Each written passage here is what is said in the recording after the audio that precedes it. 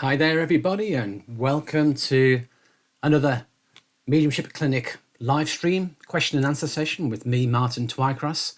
Welcome to everyone who's joining us in person, and a special welcome to all of you who are joining it on the replay. I know that each class does get quite a few views on the replay, so if you're watching on the replay, it's good to see you.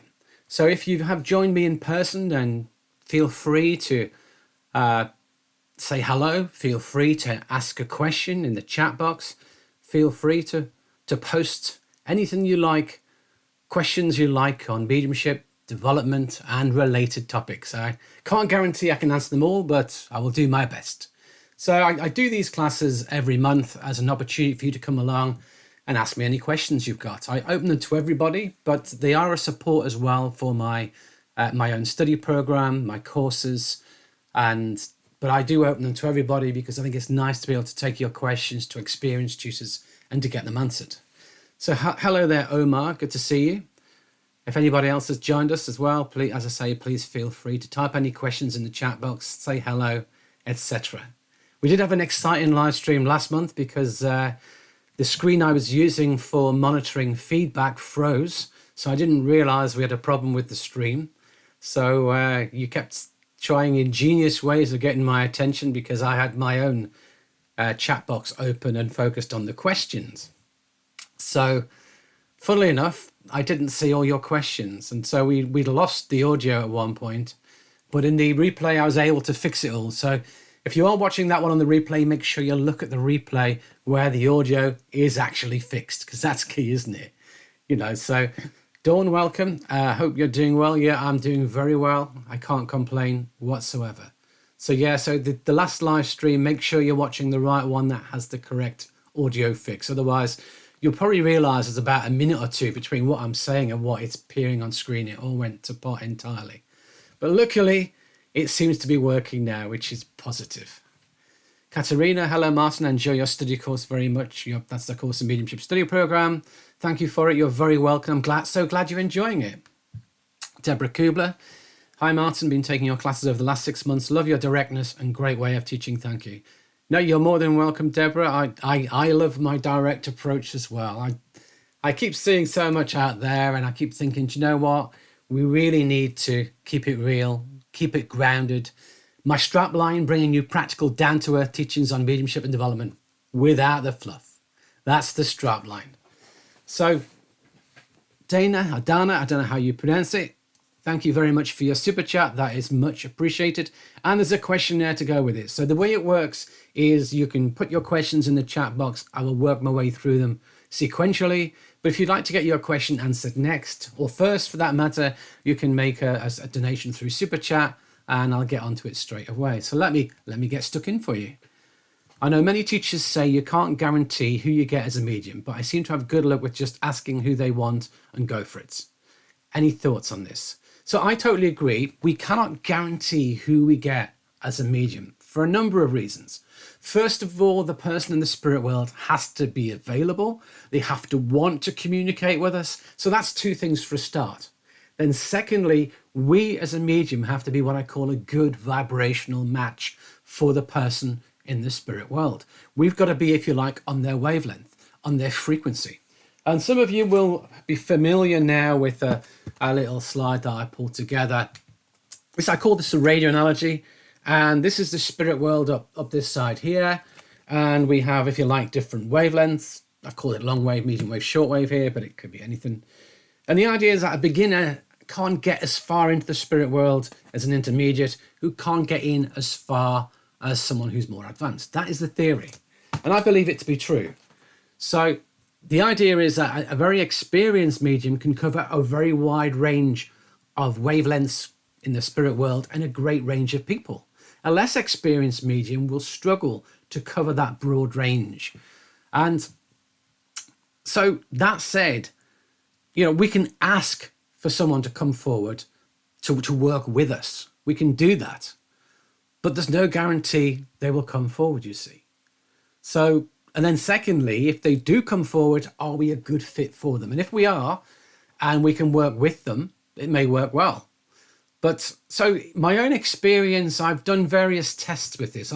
As many of you know, I have a scientific background. I'm not prone to flights of fancy. So my own view of this is to test it out. So on back-to-back sittings, I did about 18 back-to-back sittings over 2 different occasions. And I asked everybody who they wanted to get. Now, in one instance, I was able to get in back 8 or 9 sittings. I got in a row everybody who the people wanted to hear from, which was great. However, the second time, the results were not so good. And the second time, it was maybe 70, 80% of who they wanted. Now, generally, when you ask someone who do you want to hear from, it's their nearest and dearest, generally. But some people might be a bit clever. Like if you ask me who I want to hear from, I'm not going to give you the ones who've already been through regularly. I'm going to give you the ones who are hard to get, or the ones in my family from spirit who've never communicated. Now, there are reasons why people don't come through, and there's a video out on my channel called Why Has My Loved One Not Come Through? So do check that one out if you want to know the reasons why. I won't drill into it too much in detail now. But there are some people in my own family who've never been through. So I'd love to hear from them. So if you were the kind of medium who say, who do you want to hear from? I may say, let's throw them a curveball and ask for this person and see if they can get them. And they may or they may not.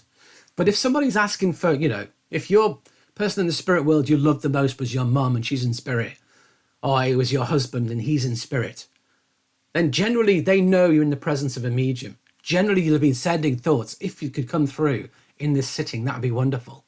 And they will make themselves accessible, generally. So generally, it's not a problem that they won't come through, in my experience, for the majority of communicators. But are you the right fit for them? Now, sometimes someone will say, I want this person, and I can get them a bit, but it's not good. It's like a radio station. You have not tuned it in brilliantly. You are there a bit, you're getting bits, but it's not a strong connection. It's not a strong link. It's not like you've tuned the station in totally. And say the person is here at this level here, just above this line. The beginner, the intermediate, can get almost to that point, but not quite. It would be like a badly tuned in radio station. So that's the theory. And that happens. That definitely happens as well. So hopefully that all makes sense. I'm hoping that helps answer your question. I say go with it, but never guarantee. I see mediums online who put a guarantee. They guarantee to give you who you want. And we, as mediums, we cannot do that, because I guarantee you, someone will ask for somebody you cannot get. I guarantee it will happen. And then what are you going to do? You've guaranteed it. So for a start, you might have to give them their money back. And secondly, they might report you for making false claims. So, never do it. A good medium would never do it.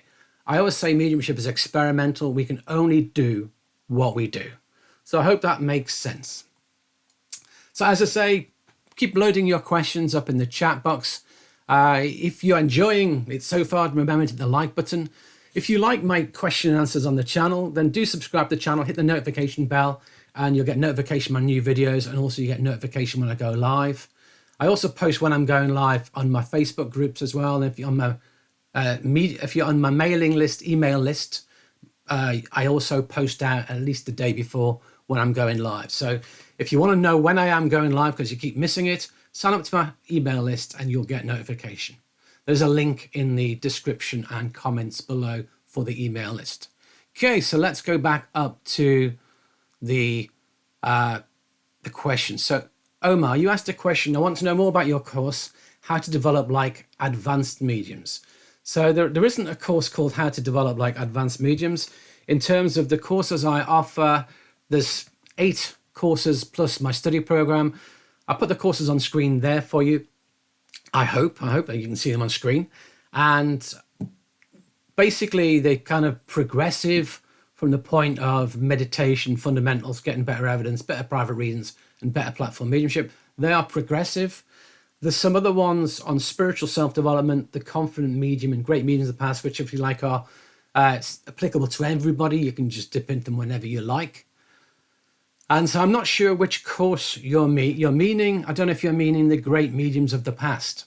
But if you're meaning the great mediums of the past course, then basically that course, that for me was my opportunity to honor the mediums of the past who I particularly admire, which is Gordon Higginson, Estelle Roberts, Helen Hughes, Maurice Barbanel, and Harry Edwards. And so there's 5 classes where I talk about all of them. And in the final class, I talk about the qualities they possessed and what it was that made them great and what we can then learn from it, what we can take on board and learn from it. So that is the course on great mediums. In terms of my other courses, for people who are a bit more advanced, then better private readings and better platform mediumship, if you like, they're geared towards people who are going to be working with readings and working with mediumship. So I also have as well a study program. Study program is 4 modules. Each module comprises 5 core classes, and you can see in the boxes there, that lists the 5 topics. So there's 5 classes on those topics, and then there's a separate tutorial on each of the same 5 classes, which drills into more detail. And in the tutorial, I'll probably answer about 30 questions on each class and give suggestions for working with it with exercises, and also just generally talking about it in a lot more detail. So if you just to buy my videos, because it's based on my videos, my teaching videos, so you'll notice that it's the same videos there that appear within the study program. So you get the teaching video, but then you get the tutorial. Tutorial, as I say, 30 questions. It's a lot more detail. I drill in a bit more. So that's the idea. And the idea of the study program is it's sequential. It builds up. It's very logical and well laid out, and it builds up. And at the end of it as well, you can get certification as well. But to do that, you have to submit class notes as well. So that's a little bit on the study program. You can check it all out on my website, martintwycross.com. So let me come back to the main screen. So hopefully, I don't know if that has answered your question, but I hope so. Dana, your courses are the best. I highly recommend them to everyone. That's very kind. I try to keep them a realistic price as well. I try to keep them a good value price to make them accessible. I know some mediums who put their teachings behind a very high price barrier. I'm not one of them. So hopefully people think they're reasonable value and will come along to them. And Dana, I definitely had one I could not get for anything. Absolutely. So yeah, we can't guarantee, and we'll always come across communicators from spirit who we're not a good fit for, or who just don't want to communicate, remember. Their own belief system could prevent them from communicating. And I talk about that in Why Has My Loved One Not Come Through? So check out that video on my channel. I will put a link to that once the class is over in the comments and description. Okay, next question. Divine Inspiration Tarot Reader. Hi, I previously always felt spirit connected on my right-hand side, but more recently I'm getting them to my left. What's the best way to keep information separate so as not to get confused? Thanks in advance. Well, basically, I don't work with left-hand sides, right-hand sides, backs, fronts, any of that. I don't use those systems. And I'll tell you for why. Because your mediumship is always changing. As sooner or later, the system will fail. That's the problem you have, is that our mediumship changes. Often spirit will do things for us in the early stages to meet our needs. But as we develop further, it's something we don't necessarily need. People would train me and would say, oh, you can get family on the left-hand side, you can get friends on the right-hand side, and acquaintances from the back. And that never happened for me. That never worked for me. So it's like, well, do you actually need it? And the simple answer is no, you don't. All you need to be able to do is have a system by which you can work out who it is. And technically, you don't even need that. What you need to have is good evidence that gets them recognized. I don't really mind if I can't get the exact relationship. But if I bring you through very profound evidence so that the sitter or the person in the audience knows exactly who I've got and is wowed by it and going, oh, that's amazing. I know exactly who you've got. That's phenomenal. Does it matter that I've not said who they are or how they fit? It doesn't. All it matters is I've reconnected with them, with somebody who they care about, and the information absolutely fits. So that's what we're looking for. And in my Getting Better Evidence course, I talk about how we can structure, have lots of frameworks and structures for getting evidence and all the different ways in which we can get evidence. And Also, how it works, whether we're getting it clairsentiently, whether we're getting it through clairvoyance, through imagery, whether we're feeling it, whether we're sensing it, whether we're hearing it, whether we're knowing it. It all varies. And all the different ways and means in which we can get different types of evidence, like relationship. But ultimately, we've got to find what works for us individually. And so my answer to your question here is, you've got to work out what works for you, but not short term, but long term. And we're all different as mediums. This is why me telling you a system that works for me is not necessarily great, because the system may not work for 90% of people. It might be one person out there who's a lot like me who it works for, but for everybody else it doesn't. So it's better I teach you frameworks. It's better I teach you a multitude of ways of working and then say, right, go away and find out what works best for you. And that's the answer, always. That's always the answer. To do mediumship, we've got to put in the groundwork. We've got to put in the practice. We've got to do the running. We've got to work out what works for us.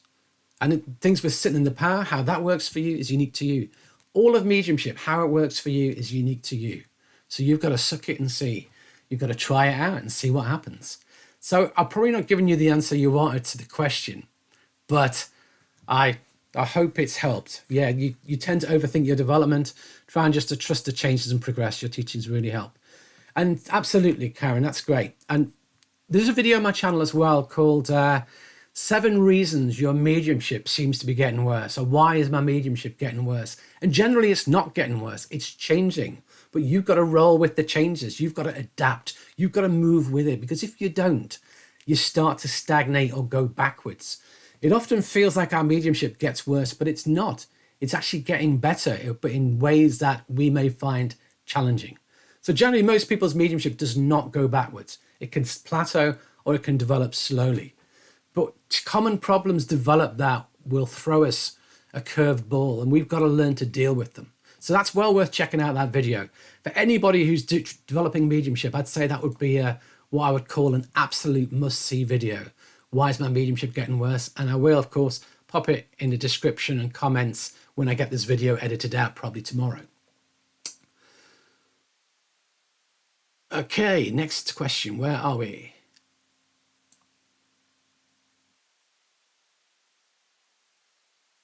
Missonet with I. Hi Martin, if a soul is reincarnated, living as another human, when you try connecting with them during a reading, are you able to tell that they've reincarnated? Will their soul respond at all? Now here we get into tricky answers. And I'm a big fan of the medium Morris Barbanel. As I mentioned, I did a whole class on Morris Barbanel. And I love the teachings of his guide, Silver Birch. And I have a whole raft. I have practically every Silver Birch book published, including some of the rare ones. I tracked them all down. I love Silver Birch philosophy. Now, Silver Birch will often talk about reincarnation and say it's not what you think it is.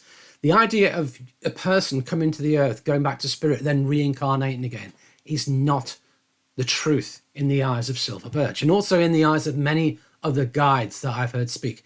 If I ever go to a trance medium, to a demonstration in public, the question I will always ask is the question on reincarnation, to find out what the guides say. And increasingly, from good trance mediums, the answer's always the same. And it's always that, yes, there's reincarnation to a degree, but it's a facet of the greater soul that reincarnates, like a diamond. Silver Birch talked about the faceted diamond theory, whereby the oversoul, if you like, has all these different facets and windows on it. That's a huge diamond, but each window is unique. Each window is a person. You are a facet of a greater diamond. I'm a facet, but we don't necessarily come back to this earth. A different part of that greater soul comes back to the earth, generally at a different time. So the idea is that somebody coming to this earth doesn't go back to the spirit world and say, right, now on to the next life. No. Within the spirit world, there are worlds within worlds. There are a multitude of worlds. We talk about a multiverse, a multitude of universes. So why would it make sense we always have to keep coming back to Earth to gain experience? And then logically, you would say it wouldn't make sense. If there was an infinite number of worlds and possibilities, why would we always come back to the same place? It doesn't make a lot of sense. But in certain religions within this world, that is a concept that exists. And people talk about, well, how can you explain past lives? And quite simply, you can access the lives of those who are part of your oversoul, your group soul. Yes, you can access their lives, but they're not your lives. You are separate from them, but part of it. So it's a bit complicated. My own guys have talked about it at length as well. And at some stage, I will hopefully compile some of those teachings into a book, if you can wait that long. But that's the short answer. And it's a topic I could probably do a whole class on and talk for hours. So you've got a very shortened answer. So that's the theory of reincarnation. So therefore, I have never contacted somebody in the spirit world who's on the earth now. It's not possible. If somebody lives here and goes to spirit, then they're in spirit. And when we contact them as a medium, we contact them in spirit. It's not possible that they've reincarnated, in my belief system, in my view. And I have actually given readings to Hindus and Buddhists, and I've been able to connect with their loved ones in spirit, and they find that a bit odd because surely they should have reincarnated. And the idea is that aspect that is them still continues in spirit. But an aspect of the greater oversoul may reincarnate, but it's not them. It's not your loved one. So, my mother in the spirit world is not going to have come back and all of a sudden she's no longer available for me to contact or another medium to contact. It doesn't work that way. And I've never come across anybody in the spirit world who, no, we can't be contacted anymore. We've reincarnated. So that, again, there's clues there that is what's taking place. So yes. So to answer your question, in my belief system, in my view, based upon the teachings of my own guides and Silver Birch and many, many others, I believe that when we reach the spirit world, we stay there. It's not, we generally do not have another earthly life. There are a few exceptions to that if you really wanted to come back, say your earthly life was cut short and you feel you've got unfinished business, you may be able to come back. But generally, for most people who live our life upon the earth, it's not necessary. There are a multitude of worlds within worlds in which we can gain that experience. So hopefully that helps. Peter, if you don't mind me asking, if you feel comfortable sharing, may I ask how or when you realized or discovered your gifts and abilities? Now, again, it's kind of a long answer. So there is a couple of interviews on my channel that I did.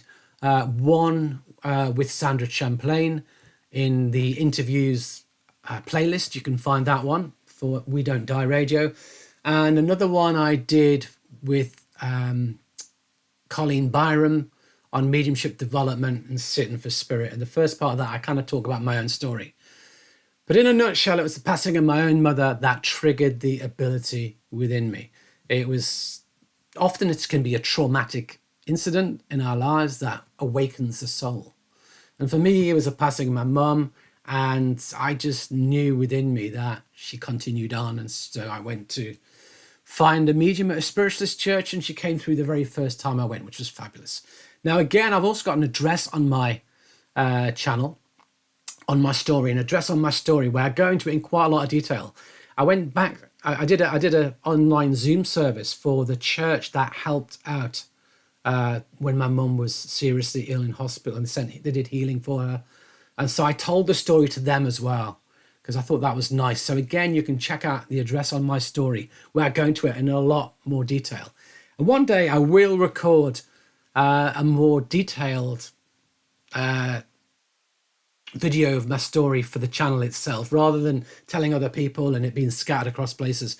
I might try and pull it all together with a lot of questions that people might want me to answer, like, were you always psychic? What were your first psychic experiences, etc.? How did you develop? What helped you? What didn't? Maybe I can pull all those kinds of things together as part of my own journey and help others with it. So that's something we could probably do. Okay, let's have a look. Next question. Maureen, sometimes I feel my body vibrating. Is this the presence of spirit in general, or is this leaning into trance mediumship? Now, this kind of question, it's a complicated question to answer, and I'll tell you for why. But there are numerous variants of it. It could be any experience you like. Oh, I see colors in my mind. Is that spirit? Or things keep happening. Synchronicities keep happening. Is it spirit? I can hear voices. Is it spirit? I feel impressed to do things, and generally it's right. Is it spirit? There's a huge range of questions like this.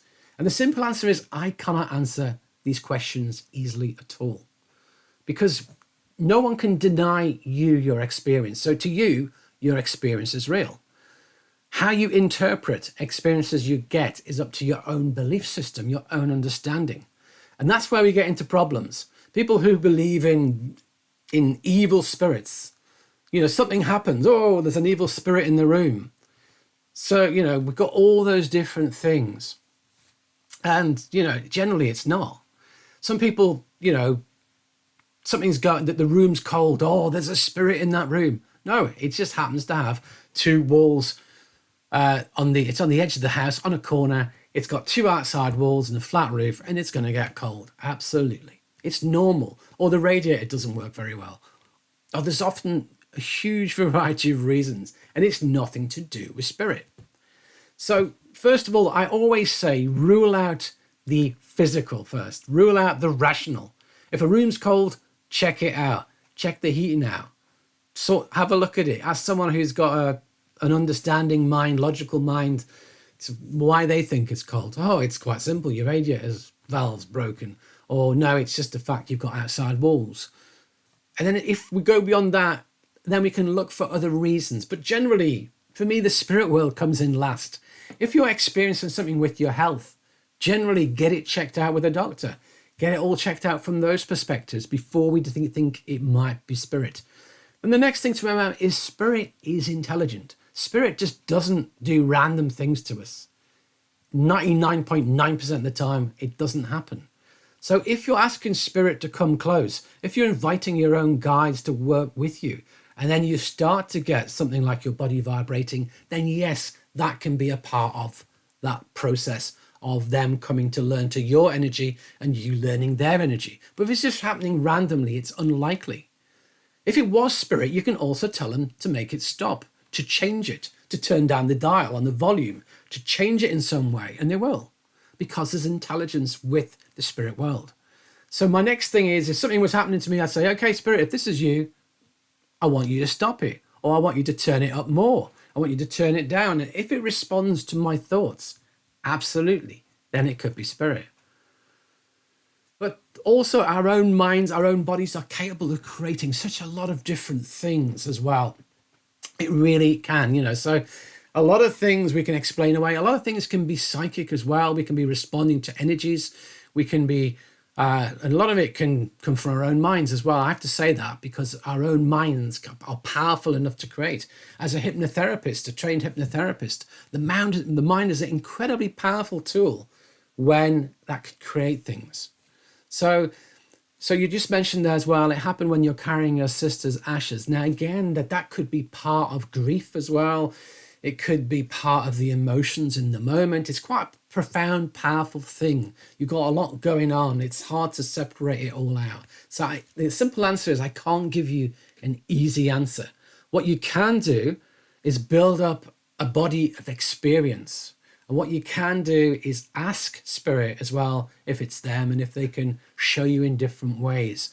But so I've answered your question in a very roundabout way, mainly because I want to answer all those other background questions as well that people ask, because it's a very common type of question. And generally I say, unless I'm there with you and in tuning in, it's very hard to determine truly if it's spirit. But as I say, no one can deny you your experience. I'm not one of these people who say, no, that can't possibly happen. That's rubbish. No, absolutely not. It's happening to you.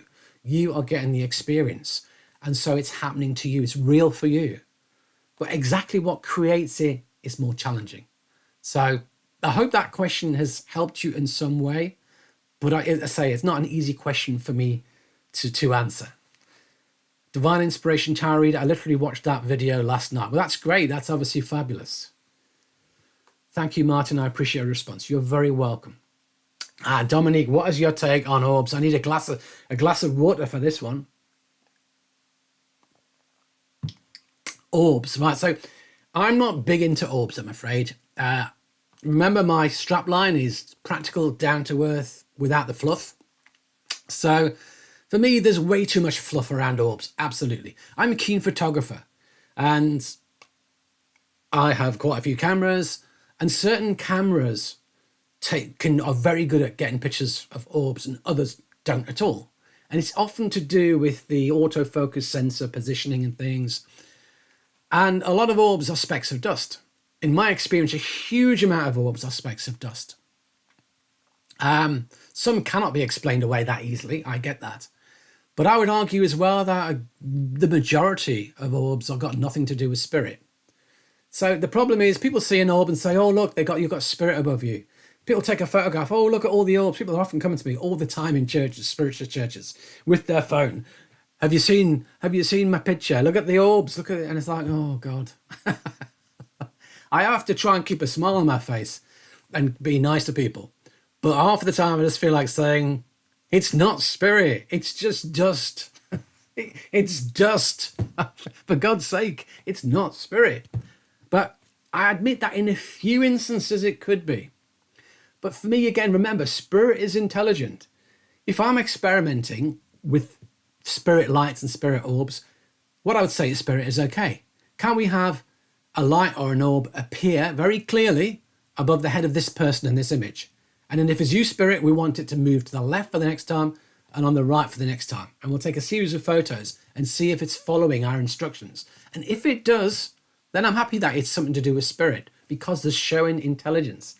But if it's just a random orb that appears, it's hard. And yeah, you get bits of dust floating around the room and people do videos and again, but I'm not convinced. Spirit can communicate through mediums. Spirit are powerful. Spirit can link with us, with minds, and bring the most profound evidence and most amazing messages. Why would they spend so much of their time faffing about with orbs when there's no real evidence in it? When there's no message can come through easily from that, other than you might have a loved one close around you. Now, I get that if you've just lost somebody and you believe that they're around you as these orbs, I get that it gives you comfort. I don't want to take that away from anybody. But in the vast majority of my experience within this movement, globally, larger, there's a whole bunch of stuff talked about orbs that is generally, in my experience, rubbish. It's fluff. It doesn't really help anybody. For me, train to be a medium, to get good evidence, to get good messages. Don't worry about capturing orbs on cameras. It's not so exciting. For me, I would rather be linking with people's loved ones. I'd rather be proving survival. I'd rather be reuniting people who thought they'd lost each other and bringing healing and bringing profound results than trying to get an image of an orb on my camera. There are occasionally where you get orbs and you think, that's interesting, or a streak of light coming in, and that's interesting. It's quite hard to explain. But in my experience, that's a few percent. The 97% is just random. It's just anomalies. And as a keen photographer, I can explain away a heck of a lot of things I see. People show me stuff and I'll go, it's coming from there. It's just normal. All right, it's a flare from your lens. There's all sorts of reasons we can explain away. Absolutely. On my own iPhone, regularly, you'll get this circular in bright light, unless you cover over the top where the little lens is. You can get this beautiful circular halo that appears around the heads. And people show me that and go, it's amazing. I could go outside and take a photograph with the sun in the right place and make it appear on everybody. And it's not. It's just the lens. It hasn't got a lens cover on it. And that's what the sun does to it. So anyway, that's what I think of orbs. So if you enjoyed that answer, that's wonderful. If I've upset you with the answer, I'm sorry. But you asked, and I will be honest and down to earth. And yeah, as I say, I don't really do fluff, and a lot of the orb stuff kind of moves somewhat into the fluffier side of it for me that I don't get excited about, if I'm honest. So hopefully that helps you. So if you are enjoying the video, this class so far, remember to hit the like button if you enjoy my channels and my teachings. Remember to subscribe and hit the notification bell. If you do want to support the channel, you can do that you can make a donation through Super Chat. If you're watching this on the replay, there is now a super thanks button on my channel, which looks like a little heart with $1 in it. You can click on that and make a donation, or you can donate through my PayPal, there is a link to that pinned to the top of the chat box for those in this class, or you can check out the description and comments and There's a link to it in the description and comments. If you want to buy me a coffee, you're more than welcome. Or just check out my website, martintwycross.com. And there's a whole stack of products, courses, videos, study programs, audio meditations I offer on there. If you want to support the channel, you can do it through that as well. Okay, next question. Deborah, are there common indicia or attributes found in mediums suggesting their special suitability for physical mediumship? And again, the simple answer to this is no, not really. Because physical mediumship is the most rare of mediumships. Very few people are natural physical mediums. It's very, very rare. It always has been rare. It takes a special kind of person. And then it takes huge amounts of dedication. You know, to develop mediumship generally takes a window of time. To develop trance mediumship, which is a precursor to physical mediumship, takes a lot longer to do it well. And then to develop physical mediumship beyond that generally takes decades to do physical mediumship well. You've got to be in it for the long haul. You know, trance is a 10-year development. Mediumship 5 to 7 maybe. Trance 10 plus. Good physical mediumship, you're probably into decades, 20 plus years to get there. So, you know, people say, oh, you've got something around you, you're going to be a wonderful physical medium. I've been told by many, many people, oh, you've got physical mediumship all over your aura. And I've never had any real signs of physical mediumship, if I'm honest. And I've sat in trance now for well over 10 years. And there hasn't been much phenomena. Occasionally we'll get a crack in the room or something like that. Or occasionally you might get a little bit of spirit light appear in the room. But beyond that, not really. And if you were going to be a physical medium, what you'd start to happen is phenomena would spontaneously start to happen in the room while you're sitting for trance and be objectively seen and heard by everybody present. Because physical mediumship, remember, is objective. It's not seen within the mind. It's objective. It's noises in the room. It's lights within the room that even non-believers can see. So if you're telling me it's physical mediumship, but I've got to have clairvoyance to see it, it's not. If you're telling me it's physical mediumship, but I've got to tune in to hear it, it's not. So physical mediumship is objective. That's the thing to point out. And yeah, there is in this day and age as well. I don't want to get too political, but I'm gonna. In this day and age, there's stuff that people call physical mediumship that is complete and utter rot, in my experience. There's just a whole bunch of phenomena that really doesn't demonstrate the intelligence of spirit whatsoever.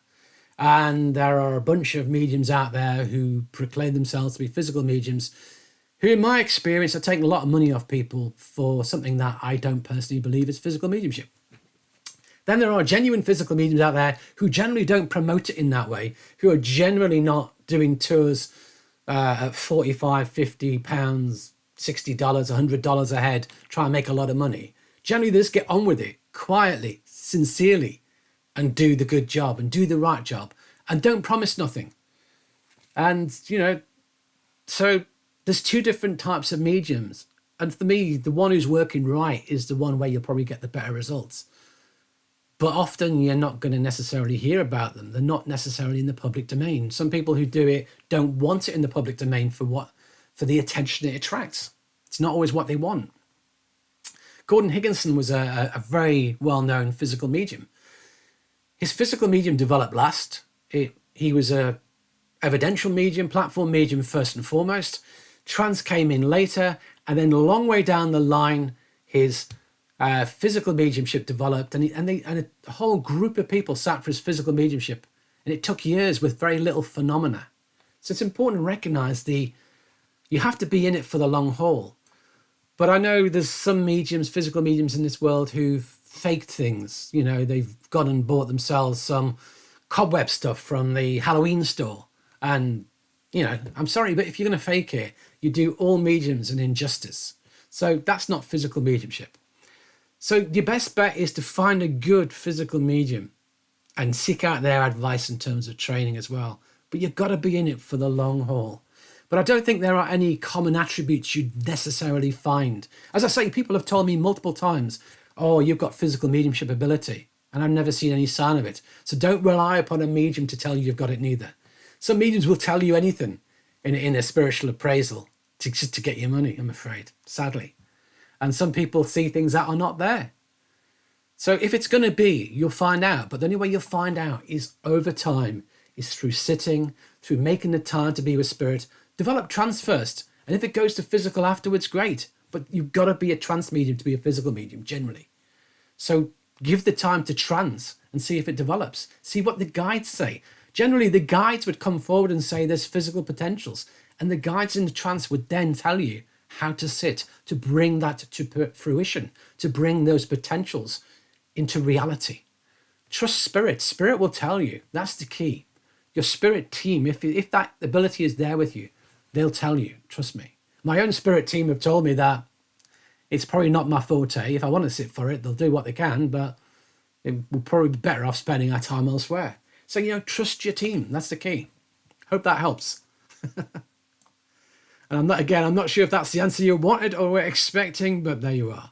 I do my best to answer honestly. Okay, next question.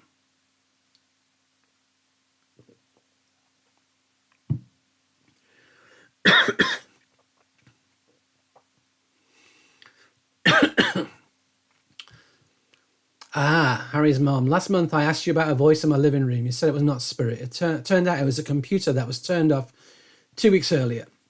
It suddenly started speaking French. That's interesting. So interestingly, it wasn't spirit, it was a computer, which is good.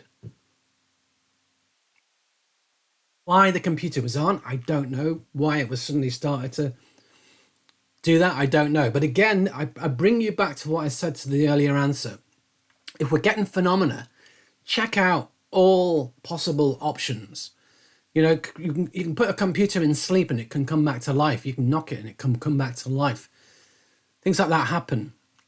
So is it spirit bringing it back to life? I don't think so. These things just happen. But again, if it was me, I would be basically turning off all electrical appliances. I might, and I'd be seeking out all my electrical appliances, including iPads, iPods, phones, making sure everything's off to make sure we can rule that out of the equation. If I'm hearing voices, I want to make sure it's not my neighbors. I want to make sure it's not a device. I want to make sure it's coming from within my mind. That is definitely within my mind. So I'd want to move to a different location and check it happens in multiple locations as well. But that's just my scientific mind. So interesting to know that. Thanks for sharing. Dominique, thank you. Martin, you're welcome.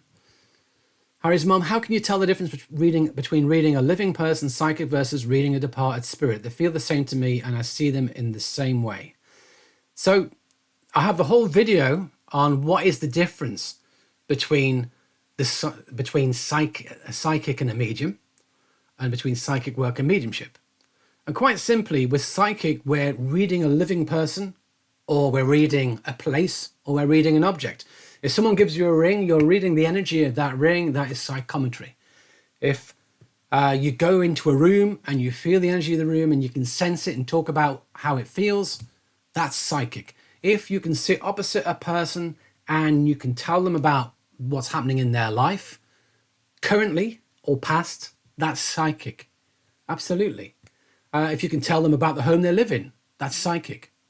If you can move your mind and link to the spirit world and get information about somebody in the spirit world who's past, who's discarnate, so information about a spirit person received through a connection to them in spirit, that is mediumship.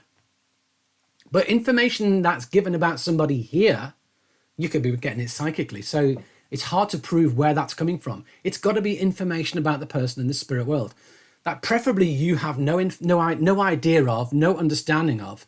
And what you're doing then is you deliver it to a sitter or a recipient in an audience if you're doing a demonstration or gallery reading, and they say, yes, that's right to you. And you're like, well, I didn't know any of that. It's either lucky guesswork or I'm getting it from spirit. It's mediumship. So that's the thing between mediumship and the psychic. That's the difference. But then how do you know what you're getting and on what level you're getting it? Again, I have a whole video on that. Is it psychic or is it from spirit? It probably goes on for about 15 minutes. And I go through in a great deal of detail. So I can't do the whole detail now, you understand. So, but the point being is that wherever we place our focus, generally is where we're going to get the information from. If your focus is with a person here, you're probably getting it psychically. If you link to the spirit and ignore people in the room, and you're holding the link to spirit, you get it from spirit, and it's mediumship. And they do have different fields. They do have different information. The speed at which they come out can differ.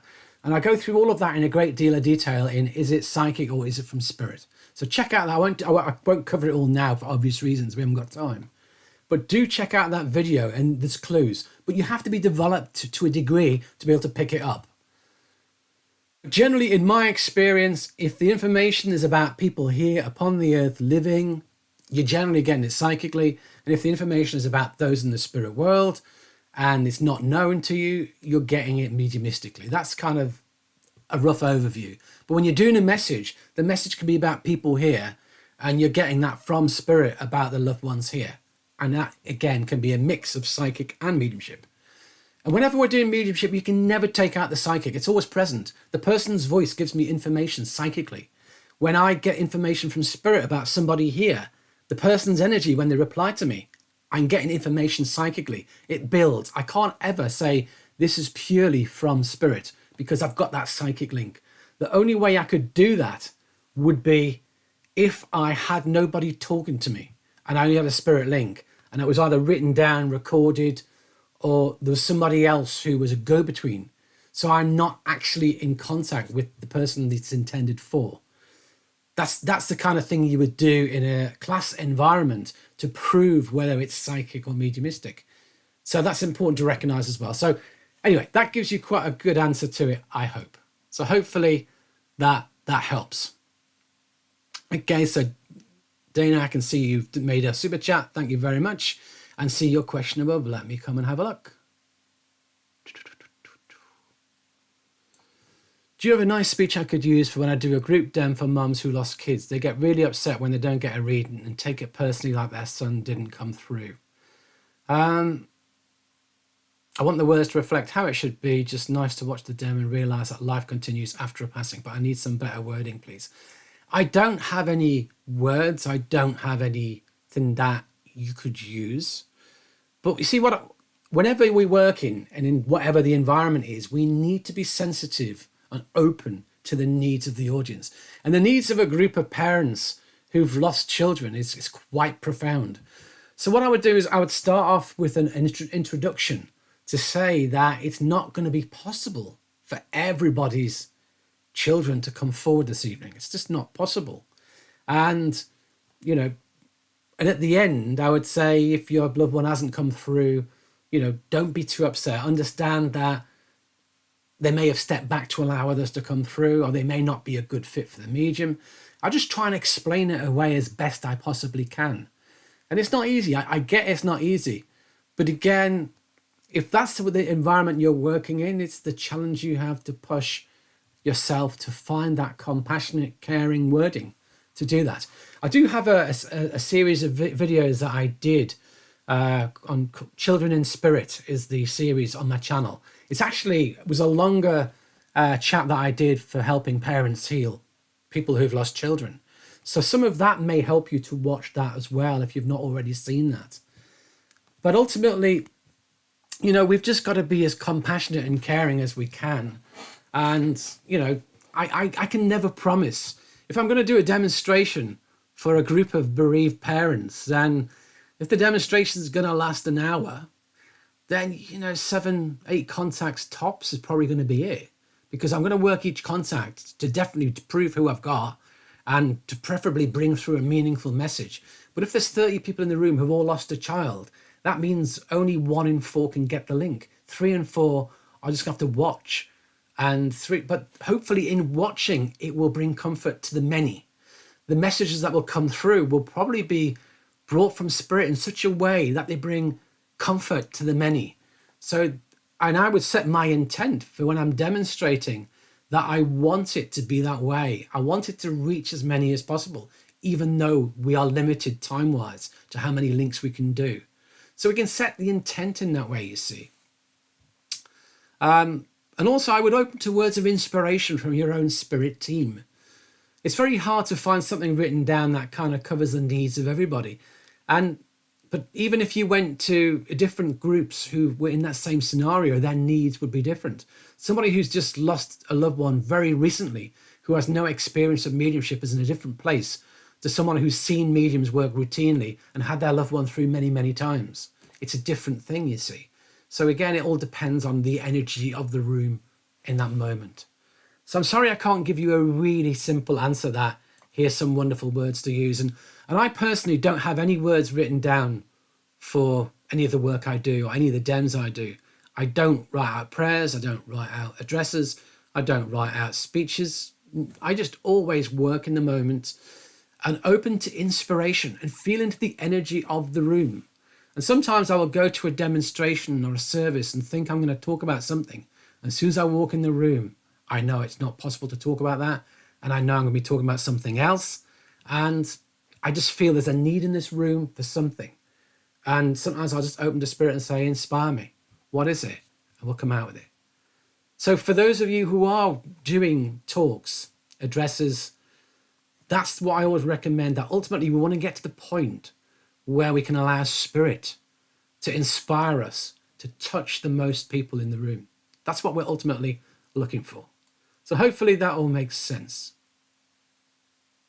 And I hope that answer was helpful for you. Okay, next question. Fleming. Hello and good evening. What are your opinions on the question of karma? So karma is not a part of the religion of spiritualism. So karma is obviously it exists within other religions, within Hinduism, Buddhism, etc. It's not a part of spiritualism. It's not a part of our spiritualist teachings. Reincarnation and karma do not generally form part of our own teachings. Within spiritualism, we have a principle of compensation and retribution hereafter for all the good and evil deeds done on earth. And the idea being is you reap what you sow. How you behave has consequences. If you do bad things, there's a price to pay. If you do good things, there's a benefit. And now you might argue that that's a little bit similar to karma. And yeah, in that case it is. But, you know, I personally can't reconcile my own belief in personal responsibility and karma. I can't be doing what these people say, oh, that's just my karma, that's caused that, you know, oh, I blame that on my past lives, I blame that on my karma. No, take responsibility for the here and now. You can't blame nothing on anybody else. We are who we are in the present. We can't blame anything else. And sometimes I feel people use it as a bit of a get-out clause. So, yeah, I'm not a big fan of people who want to blame their karma or their past lives. Oh, it's just my past lives, that's why I act this way. If I upset you, it's just my past lives, or this is happening to me now because it's my karma. Well, I don't necessarily get that. So it's not a part of my own belief system. But I do believe that how we behave and how we act has consequences. And I do believe that those consequences do begin in this life. It's not something we face in the next life. It starts here and now and affects us. And there is always a price to pay, and we need to bear that in mind. So we need to be the best people we can be. We need to spiritualize ourselves. I always say that if you fail to develop yourself spiritually and you're doing this spiritual work, you've missed a huge opportunity. One of my favorite courses I created is spiritual self-development. And when you start doing the course in mediumship study program, we also start with a class on spiritual self-development, because if training to become a medium and working, either doing spirit work, whether it's healing, whether it's mediumship, trance work, if it doesn't make you a better person, if it doesn't spiritualize you in some way, you've really rather missed the point. So if you're interested, do check out that course, Spiritual Self-Development. But ultimately, when we reach the spirit world, how we've lived our life determines what the next stage of our life is like. So we need to have done the best we can. And if you like the karma question, what you sow is what, you reap what you sow. What you sow is what you reap. Have you lived your life to reap the greatest harvest when you reach the spirit world? And if the answer is no, again, we're missing a point. I see a lot of people who go to spiritualist churches or work within our movement, even as mediums, who talk about our principles and talk about our philosophy, yet they don't put it into practice in their own daily lives. And they're always moaning and bitching and moaning about people. Hang on, no, do you not understand that what you're doing, you're not spiritualizing yourself? I'd like to hope that as every year goes by, as every month goes by, I become a better version of me. And that's what that course is all about. It's about allowing the soul qualities you contain to be expressed in this lifetime. Not wait until you get to the spirit world to say, I was a spiritual person, I just couldn't be bothered to sort it out in this lifetime. No, it's about allowing those spiritual qualities to be expressed in the here and now. So hopefully, I've answered your question on karma, but hopefully you can understand the bigger picture as well. So if you are enjoying it, don't forget, hit the like button. And if you're watching it on the replay, if you want to donate a coffee to me through the super thanks, you're more than welcome. If you want to use super chat and you're in the room now, that's always greatly appreciated as well. Do check out my website, martintwycross.com. Look at the courses, classes, study programs, videos, meditations, see if there's anything that takes your fancy.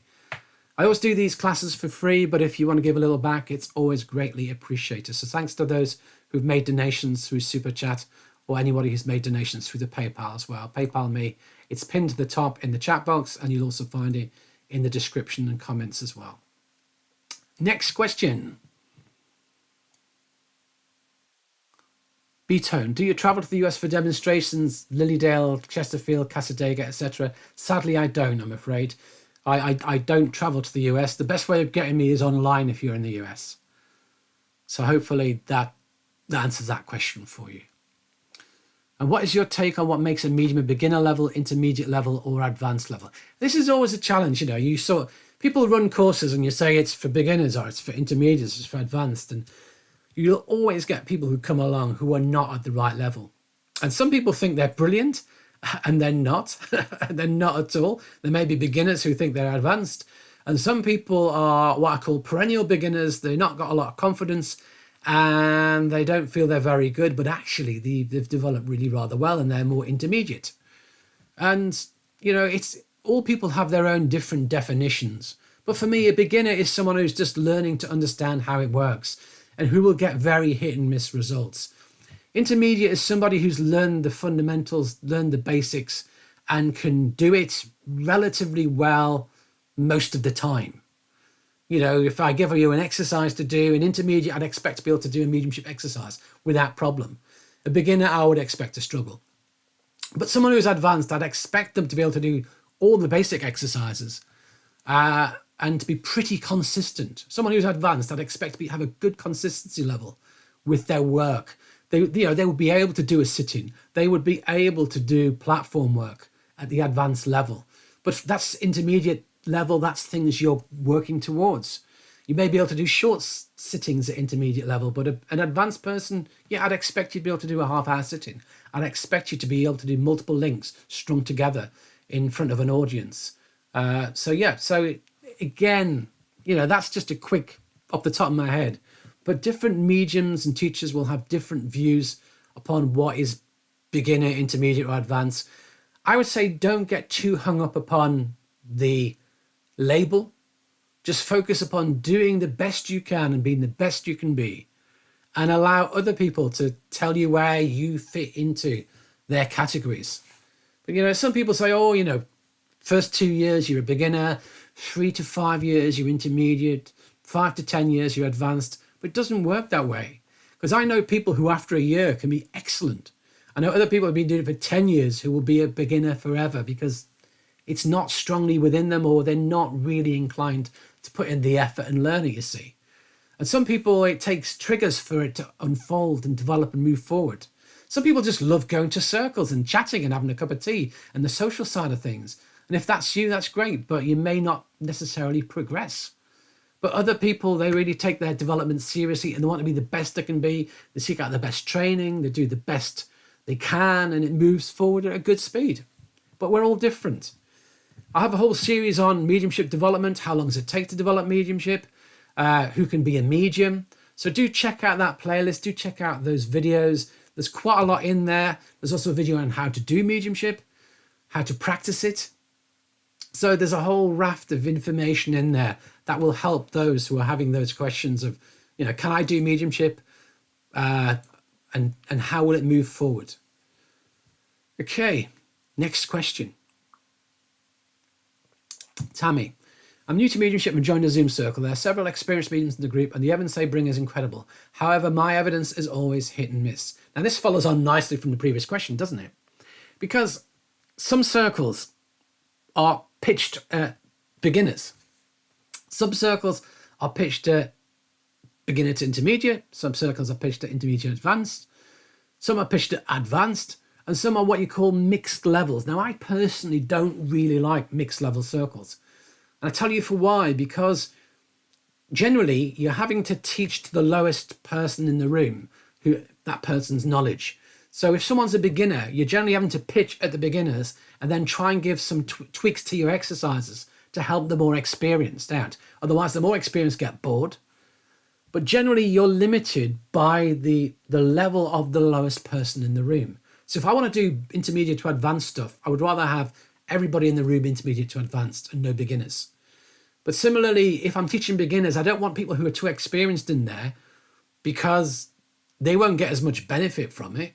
And then secondly, we have the scenario we have here where some people will be disillusioned that I can't possibly do it like them. They're excellent. How long have they been doing it for? How long have they been in development? Understand though that it's like any ability. Some people are naturals at it. Some people have a fabulous gift. Others don't. Some people may have been at the back of the queue for mediumship ability and it's not as strong. Doesn't mean you can't develop. It just means it takes more effort. You may not get to the same standard. So it's important to recognize that we shouldn't compare ourselves too much. And how long is the journey of mediumship? It simply is as long as it takes. For some people to become a relatively good medium, it might take 3 years, might take others 5, might take others 10, may take some 20. Everybody's journey is unique. And the biggest problem we have is the comparison. I'm not developing quick enough. They're better than me. And the jealousy and the backbiting that starts to come out of that. It doesn't help anybody. All we can do is be the best we can be in the moment. All we can do is do our best. And if you're doing your best, remember, it's good enough. I often find as well within certain circles that people don't tell you what to do. I remember the first few circles I went to, they'd say make a link and I'd go, I haven't got a clue how to make a link. How'd you do it? And they'd say, oh, no, just make a link. And you say, I don't know how to make a link. And that's actually what pushed me to develop my own structured classes of the whole process of how it works sequentially, logically, systematically, both within my videos, within my courses, within my study program, within all of those. That was one of the main drivers, was to try and create this logical framework of how mediumship works, so that people, when they're going to get practice in circles and classes, they have a structure to work from. Once you've got that structure, it makes it so much easier. And probably with all the teachings I've created, the thing that people bring back to me the most frequently is that having been through your teaching or through your study program or through your courses, I now understand it. When a teacher tells me to make a link, I now understand what they mean. My work is much more consistent. It's a much better standard. And that's what we're looking for. So yes, when we begin, it is hit and miss, but we want to move it slowly towards more hits and less miss. And sometimes that means we need to know the theory. Sometimes it means that we need to be in the right group with the right people. Some people teach just crazy teachings, which will never work for you. And if that's the case, sometimes you've got to let those circles go. I've come across people teaching who it offends my logic, what they're telling me to do. It offends me that they're telling me that I can't possibly do clairsentience. No, you're only allowed to work with clairvoyance, and you're only allowed to work with clairaudience. You're not allowed to feel anything. Well, hang on a minute. Feeling is the fundamental cornerstone of mediumship. If you take that out of the equation, you're handicapping. It's like trying to get someone to run 100 meters with both hands tied behind their backs and take their shoes off and tie their ankles together. It's bonkers. You wouldn't do that. And it tells me that some of these teachers don't really know what they're doing or haven't got a good grasp of mediumship, or maybe they learn in a peculiar fashion. They presume it works for everybody and it doesn't. So what I would say is go with the flow. If it is a mixed level group, then, accept that there are going to be people in there who've got a lot more experience, who are going to be better than you. If they're all beginners, accept that maybe there's going to be some lucky people in there who have got beginner's luck, natural ability, and they're going to be getting good answers. They're going to be getting good results. But if you're not, don't be too disillusioned. Give it time. Give it effort. It takes time. It takes a long time to develop. So don't expect instantaneous results. But if you don't understand some of the basics like sitting for spirit and sitting in the power, then check that out, because that's key. I do have a whole series playlist on sitting in the power. I have a sitting in the power meditation. I have 4 or 5 videos that go through sitting in the power systematically, fundamentally. I also have one of my courses is meditation and sitting for spirit, and that has 4 classes, 4 to 2.5 hour classes in it. There's 4 meditations in there, 2 versions of sitting in the power, plus a meditation to meet your guides and a meditation for spiritual development. So courses like that at £60 or £65 give you great value. The prices on the screen there, I realise, are the sale prices. The sale has now ended. I will have to update that slide with the correct prices, which are now £65 back to normal, I'm afraid. But again, I think it's good value for what you're getting. Okay, next question. So I hope that helps, Tammy. So Beatone, what should you do if you've been confronted by a skeptic during a demonstration or a private reading? If the skeptic comes along and pounces on you and tries to derail you, what should you do? I think you should be kind. I think you should have compassion and understanding, and understand that's just where their mind is. But equally, you've got your own beliefs, you've got your own understanding, and we know that we're mediums. We don't need anybody. I've not got to prove it to anybody. That's the point I always remember. But my job is not to prove it to skeptics. My job is to work for spirit, to bring through evidence, and that's all we're doing. We're working for spirit, we're bringing through evidence, and if it works, it works. If it doesn't, it doesn't. We haven't got to prove anything to anybody. So, and if a skeptic comes for a reading and says, I don't believe it, I'd say, fine, great, no problem. Maybe you need to go and see other mediums, and maybe you'll get a body of evidence, but maybe you might never believe, and that's fine as well. All of it is fine. I know some people who go and see a medium who get amazing evidence, and then 2 days later they've denied it. Oh, nah, they must have researched me on Facebook, or somebody told them all about it. It can't possibly have come from spirit. That's the skeptical mindset. They'll always find a reason to try and say it didn't happen. So, and we've got to accept that. We've got to accept that that's just where they are. And it's, we shouldn't grouch and moan and go, a horrible person. No, that's just where they are. They're in their space. They're in their lane and you're in yours. And it doesn't matter if you can't give them what they need or want to prove it. Maybe nobody can. But maybe later on, evidence will come through in different ways that will piece together that ultimately demonstrate it to them. But remember, it's not your responsibility to do it. So when it comes to psychics, I've had skeptics. I've had skeptics heckle me in all sorts, and it's water off a duck's back. We've got to learn to rise above it. We've got to learn to be spiritual. Remember, spiritual development. Don't rise to it. Just accept it. Be kind to them. Be nice to them. What you do is all a load of rubbish. Well, that's your opinion, and you're welcome to it. But I know otherwise. And my job is to bring through evidence of survival. If it's enough to demonstrate to people their loved ones survived, great. If it's not enough to demonstrate to you, that's equally great. It is what it is. Deborah, that was a lovely answer. I'm glad you found it helpful. Dana, I shared that video in my mum's Who Lost Sons group. It was so good. I love your answer, and it helps me craft a better opening for them. I probably have about 400 on the Zoom tonight. Oh, well, good luck with that. Wonderful. And all you can do, remember, Dana, is your best. Absolutely. That's all you can do. Dana, Tammy Martin will give you great advice, but I'll also add to join a beginner circle. There are a ton online. Yeah, absolutely. If it's not a beginner circle, try a beginner circle. Try different circles. Remember, be very careful of anybody who says you can come for teaching with me, but you can't go with anybody else. I'm always worried by that because nobody should fear you going for teachings elsewhere. Now, sometimes I agree that other people's teachings are not a good fit, don't seem to work out. But, we can work through that. But hopefully people will understand if the teaching is good.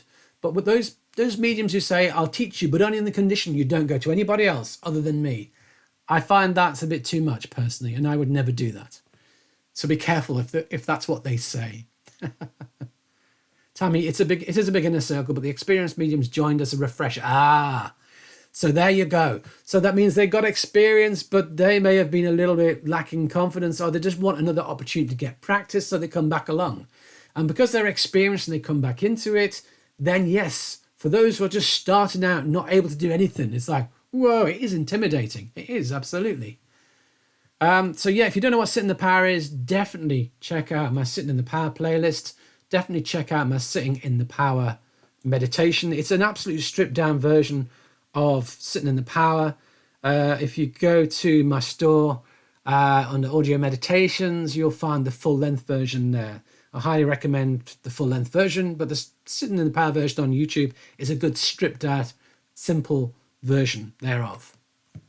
My Sitting in the Power is £11 from my website if you're interested.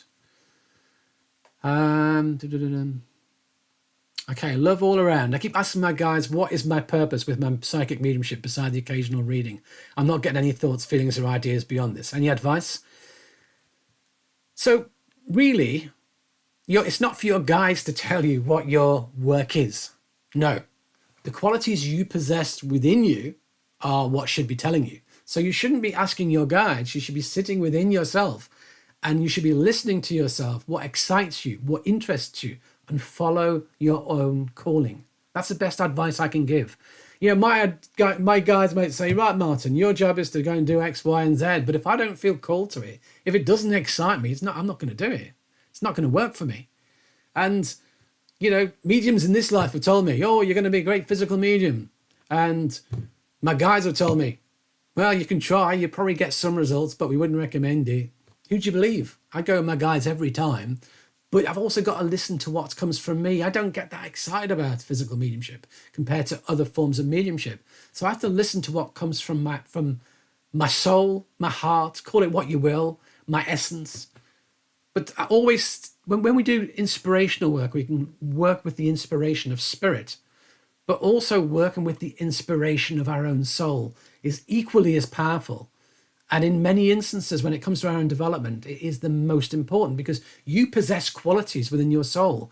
You possess abilities that can be developed to be used in this lifetime to help people.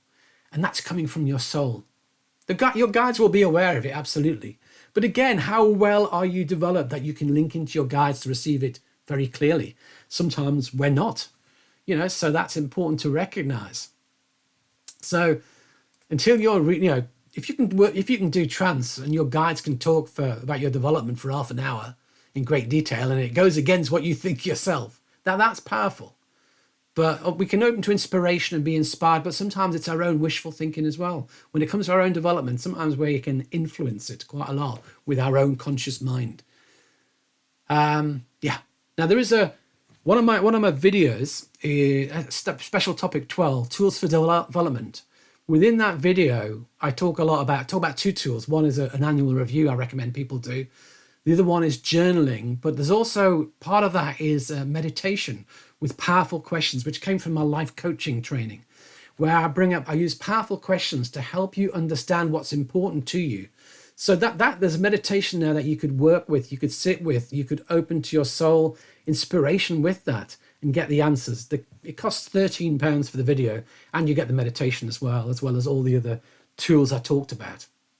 So that may be valuable as well, if that interests you. If that interests anybody, it may be valuable. But the questions in there are quite powerful, and occasionally I sit and listen to it myself and sit with those questions, because anybody at any stage can work with it, me included.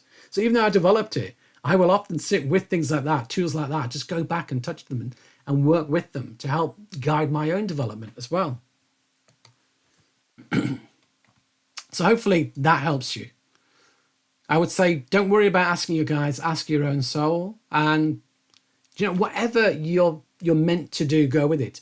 But in the early stages, remember, enjoy it, explore it, enjoy it, have fun. Variety is the spice of life. And you'll find yourself drawn to certain things at certain times and run with it. That's the best explanation I can give you about how we find what we're meant to do within our mediumship journey, within our spirit work. Go with what excites you, inspires you, motivates you, all of that. Maureen, can you explain sit in the power? I can. So remember, there's a sit in the power video on my channel, meditation. There's 4 sitting in the power classes. Class 1 is class 1 is why you should sit in the power. Class 2 is how to sit in the power. The third one, sit in the power 3, is the most common issues that you'll come across as a beginner. And number 4 is common issues you'll encounter when you're doing it and you're more experienced. So it kind of goes through a great deal of it. Sit in the power, it is simply a meditation, a 2-part meditation where we sit with our own soul, and then we move our soul to blend with spirit, and we sit blended in the presence of spirit. It's not designed to do spirit communication. We're not looking for any communication from spirit. We're sitting to be. We're sitting to be with the soul that we are, and then moving from that point, we're blending with spirit to sit to be in the presence of spirit. And all we're doing is sitting to be, but it's always said that any time spent in the presence of spirit is never wasted. But remember that your guides and helpers need to get to know your energy. When you sit in the presence of spirit, you make yourself accessible to your spirit team to get to know you. When you sit in that energy, in that power of spirit, the potentials and gifts within you begin to unfold. Even though you may feel that not a lot's happening, a lot is happening. So it's quite a powerful tool. It's probably the most powerful tool for development in the early stages. So you should be doing it regularly. If you can do it daily, brilliant. But 3 or 4 times a week would be very helpful. So hopefully that gives you a brief explanation what sit in the power is. If you want more information on sit in the power, my video, Class 2, Building Power and Sitting for Spirit, goes through in a great deal of detail. As I said as well, there's a course, Meditation and Sitting for Spirit, which has got 4 2.5-hour classes and 4 videos in it. That goes into it in a great detail. And it's also covered in Module 1 of my study program, which also has Building Power and Sitting for Spirit. And it also has the tutorial all about Sitting for Spirit. So there's lots of different options you can go for, where you can get an awful lot more information, as well as the videos I mentioned that exist on YouTube. Okay, let's keep going. Tammy, thank you. You're welcome. B-Tone, I'm learning more and more to always trust your intuition when taking classes rather than taking an instructor's word for it, because instructors are human too. Absolutely. Yeah, and I would say when it comes to teachings, if what I say resonates with you, makes sense, great, brilliant. But if it doesn't, that's fine as well. Maybe I'm not meant to be the one to help guide you in your journey. But I believe that we all go through different stages, and the different stages, different teachings resonate with us. So if someone's teachings resonate with you, go with it. Brilliant. If they don't resonate with you, or if they offend your logic and you can't understand it and you find it difficult, let it go. In circles and classes, the classes are often a good fit for us at a certain stage in our development, but we may outgrow it, or we may move beyond it. In my own experience, I've been in circles where I know the circle no longer works for me. I've got to leave the circle. I've got to move on, or I've got to seek something different. And we've got to trust our own intuition as well. Absolutely. Remember to listen to your soul. Absolutely. Open to the inspiration of your soul. It will help. But remember that all mediums and tutors are human. They are. And they're fallible. And they get things wrong. Be careful, because I know some people who will do whatever a tutor tells them to do. And that's dangerous. I've had tutors tell me that I will never be a medium.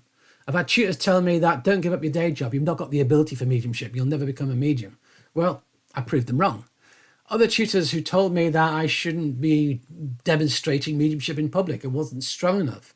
Yet again, I'd ask another tutor, what do you think? And they'd say, that's complete and utter rubbish. Your mediumship is great. Keep going with it. So you've got to be careful that you don't just take one person's opinion. And sadly, sometimes tutors get very jealous. I've seen tutors try and destroy people because they don't like them, or they're getting better than the tutor and they want to take them down a peg or two and try and destroy them. And that's terrible. Terrible. I've seen people being told that they should never work. And, it's sad. It really is sad to see. And remember what I was saying, spiritual development. Doing this work, we should become better human beings. We should become more spiritual people. So, think about what the most spiritual person would do. And if your behavior isn't starting to parallel that, there's work to be done on self. So remember, all tutors, all people in this world are fallible.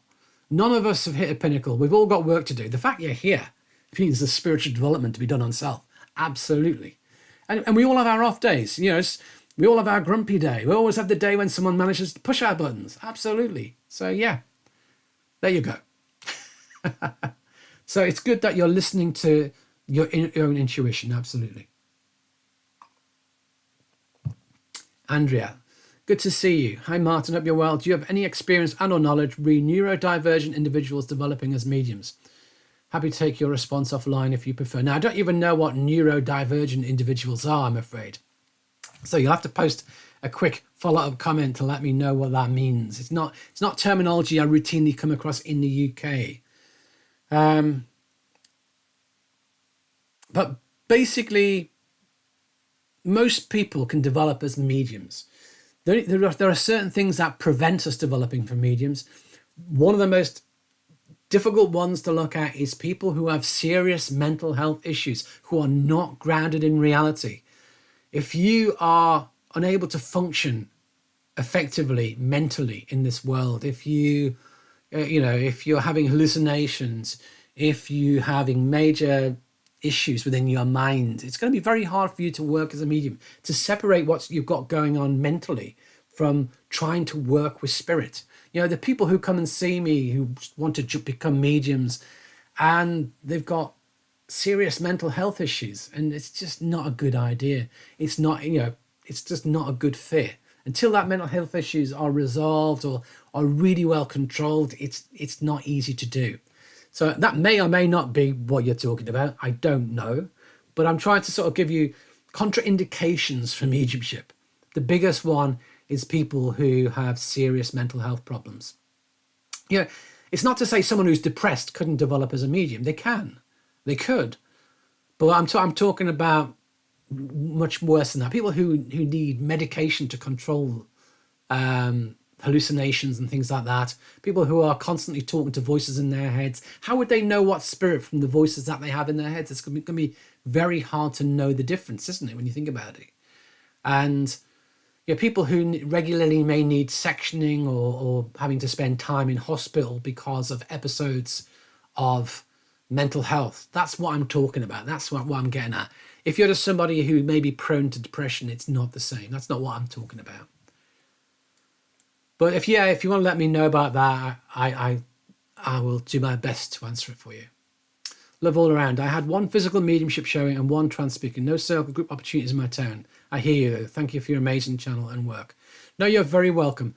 And that can be one of the biggest challenges, is to find opportunities to develop. And sometimes you have to create your own opportunities. When it comes to developing trans, fewer people who really work well together is the key. Large trans circles. I've sat in large trans circles with 8-10 people. And what you have is the energy starts to get pulled every which way because people want to develop and jealousy arises here. And if you can just get 2 or 3 sitters who want to sit for the development of the medium and who want to give to the process, expecting nothing in return other than what they get through your trans mediumship, that is the best. And so often I will say 2 good sitters is worth more than 10 sitters where there's not that harmonious level. If you are interested in trans, of course, I do have a video. Special topic 1 is on trans mediumship. I also have a video on trans healing as well, special topic 8. I also have on my study program, there's a module on healing, inspiration and trance with guides and helpers, working with spirit inspiration, spiritual healing, trans mediumship and trans healing. It all does kind of fit together, all of that. If you're interested in working with healing, working with trance, I highly recommend that. If you want to work with spirit inspiration and get to know your guides and helpers, that will help as well. Absolutely. Okay, Andrew, I can see your follow up to the question. It's conditions like ADHD, autism. Yeah, I understand.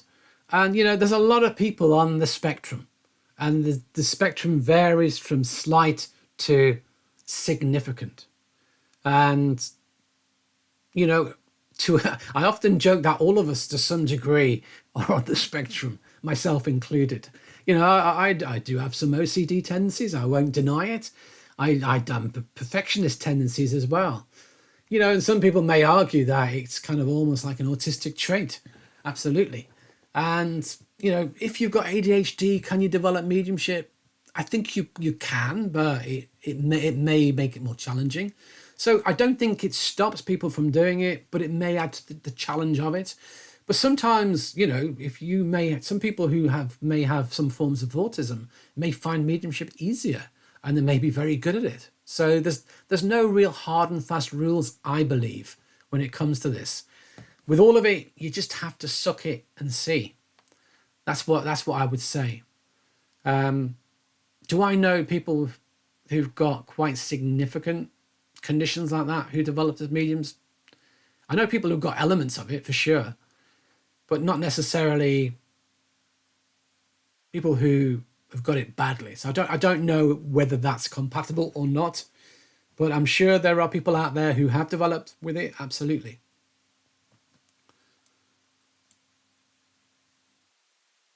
Madeleine, we shouldn't come here to the Netherlands, Martin, for your teachings. I love it. That's very kind of you. Divine Inspiration Tarot read I use to sit in the power meditation all the time. Really helps, Karen. Lovely.